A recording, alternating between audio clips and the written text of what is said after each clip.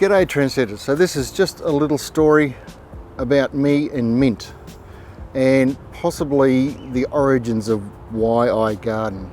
So when I was 6, 7, 8 years old, thereabouts, we moved to a little farmhouse on the outskirts of town, and all we had for a source of water was a huge rain, well, it seemed huge to a 6-year-old, I don't know actually how big it was, but it's a huge big rainwater tank, and it was full of leaky little holes, which didn't leak a lot of water, but it kept the soil constantly moist around the outside of this rainwater tank, which was again on the southern side of the building, which was shaded a lot during winter and not too bad in summer.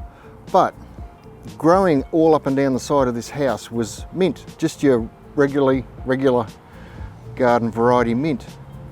And as a kid I can remember just running up and down the side of this house and just totally in awe of the smell that this plant, unknown to me, that a plant could even smell. It was just captivated my imagination, and I think ever since this is how it works.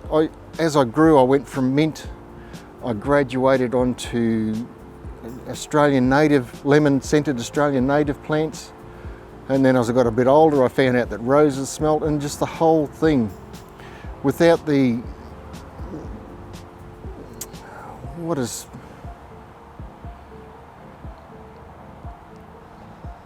without the aroma of a garden, I don't know if I would be doing what I do now, but it has inspired,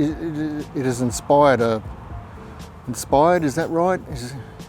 A lifelong journey of curiosity about the plant world, how it works, how to make it grow and everything like that. So if not for this innocuous little plant, which if you plant it in the ground, which is why I got it in a pot, if you plant it in the ground, will just grow nuts and go everywhere, especially if you're in a slightly moister area than what I am. But that's my little story, why I garden and what mint means to me. And this one here in this pot is just looking fabulous.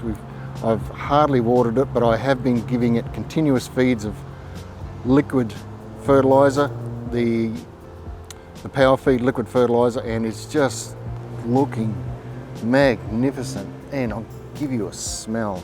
Can you just rub the leaf a little bit? Oh, that's just divine. Not bad chopped up and stirred through mashed potatoes either.